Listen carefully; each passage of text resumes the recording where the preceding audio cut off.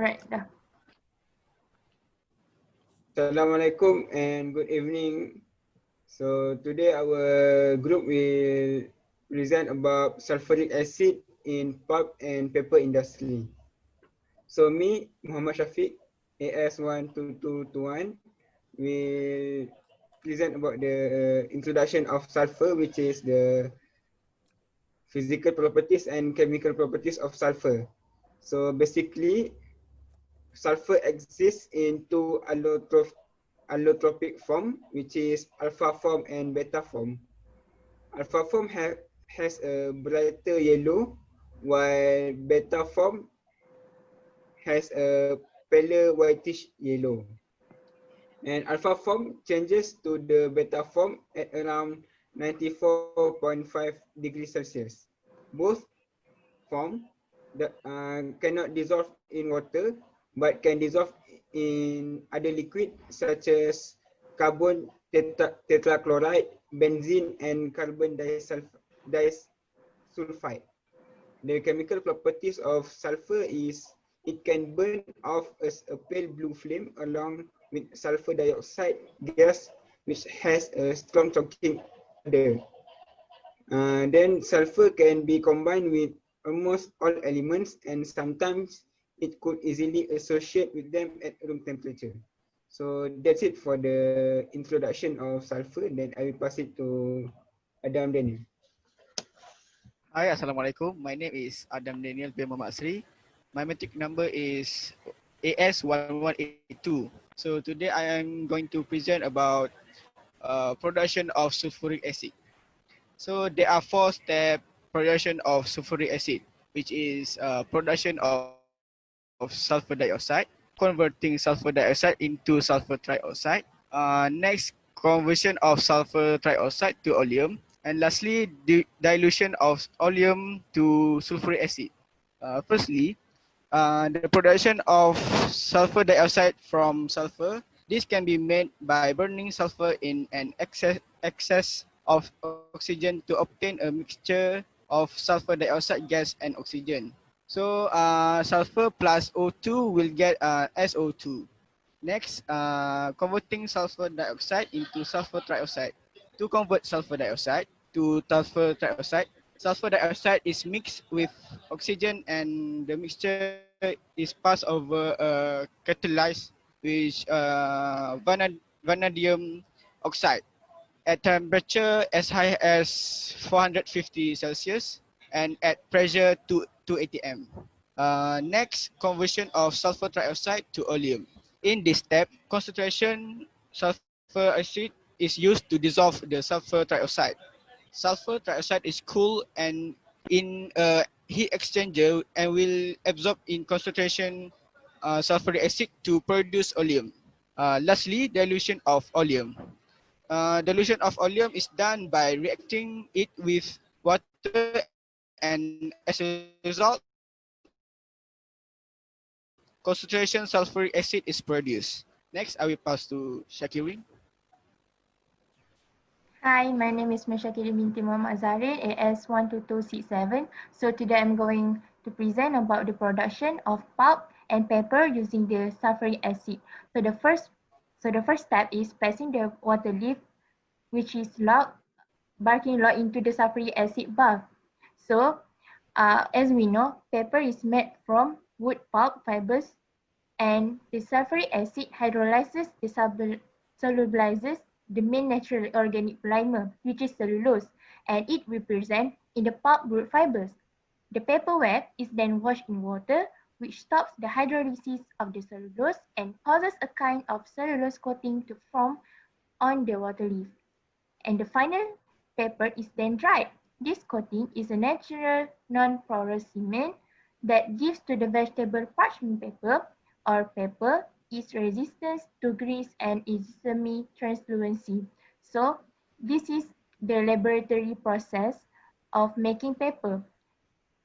In the factory itself is very different from the laboratory process, which is 4 different steps. The first one is beating, forming, pressing, and drying. So next, I will pass to Faris Hazrin. to present the function of sulfuric acid in pulp and paper industry.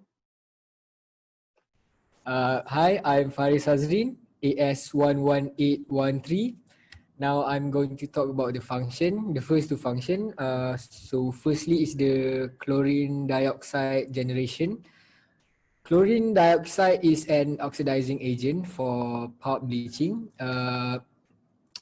It does not react with water. It remains as a dissolved gas in water, selectively attacks the lignin without degrading. Cellulose increase yield and higher stretch bleach paper. Uh, it oxidizes, brighten and solubilizes the lignin, and the fiber achieves high brightness without degradation of the pulp. The bleach pulp that is manufactured with chlorine dioxide has less tendency to revert in color. Then we have the tall oil splitting.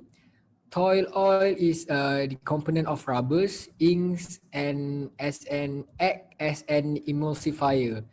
So the extraction of tall oil is a major cost-effective part of pulp and paper plant operations. The crude tall oil produce a tall oil rosin and tall oil fatty acids, small amounts of which are used as the foaming agent in the beneficiation of oils.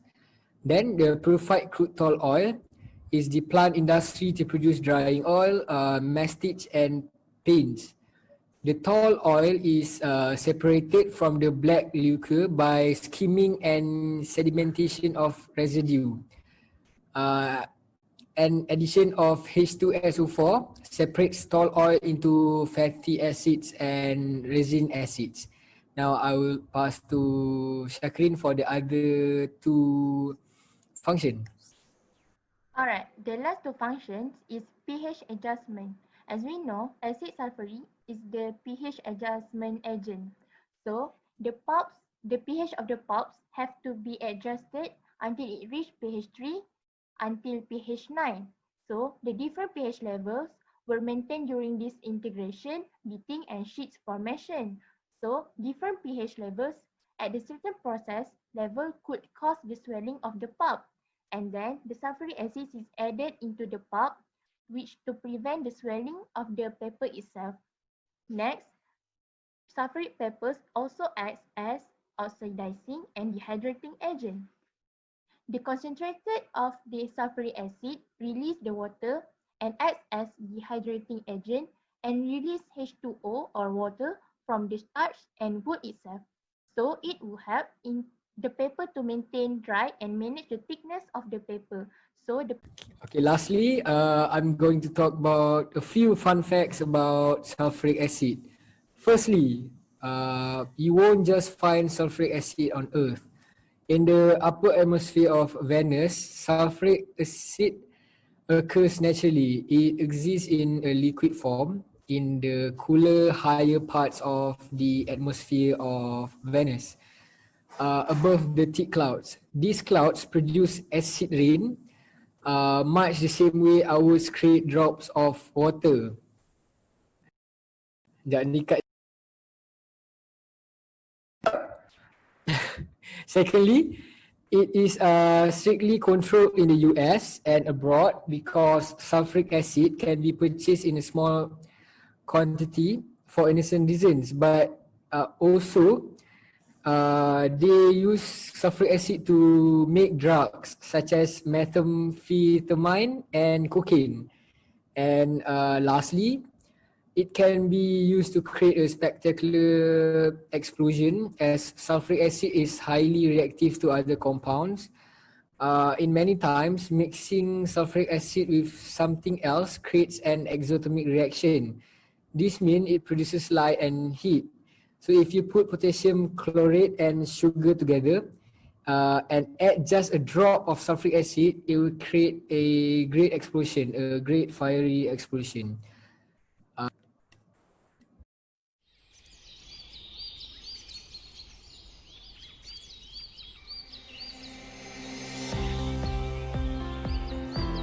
When the pulpwood is delivered from the forest, it is stored in piles in the woodyard before being loaded at the timber feed using a log stacker.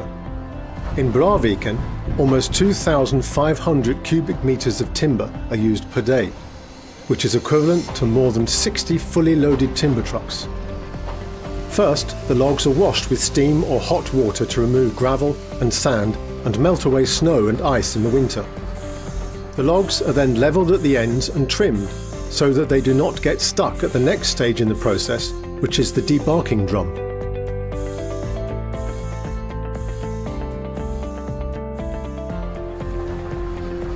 The pulpwood is fed into the debarking drum, which is a large rotating metal cylinder with flanges on the inside. The drum has a slight incline, which ensures that the logs move slowly forwards in the feed. When the logs pass through the debarking drum, they tumble around and rub against one another, thus loosening the bark from the timber. The bark is collected and used for bioenergy or as a soil improver. After the debarking drum, the timber passes a stone trap, where stones that have been brought in with the logs fall off. Next, there is a metal detector that can detect very small pieces of metal, even as small as drawing pins or nails. All metal must be removed to avoid damaging the equipment later on in the process.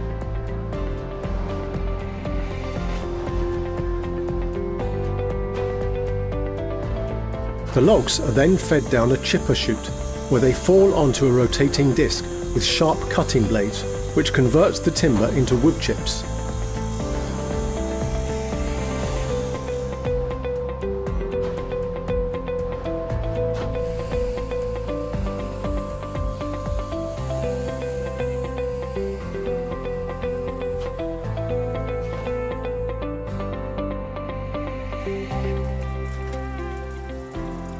The chips are conveyed from the chipper chute to a screening house via a screw conveyor. It is extremely important for pulp quality that the chips are of the right dimensions, which is why all chips pass through a size screener to sort the chips according to size.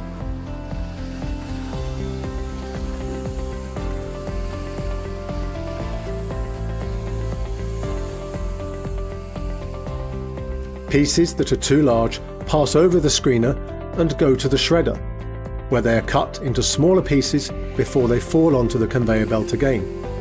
Pieces that are too small are used for biofuel. The finished chips are finally transported on the conveyor belt to 2 chip silos, where they are stored while waiting to be converted into paper pulp.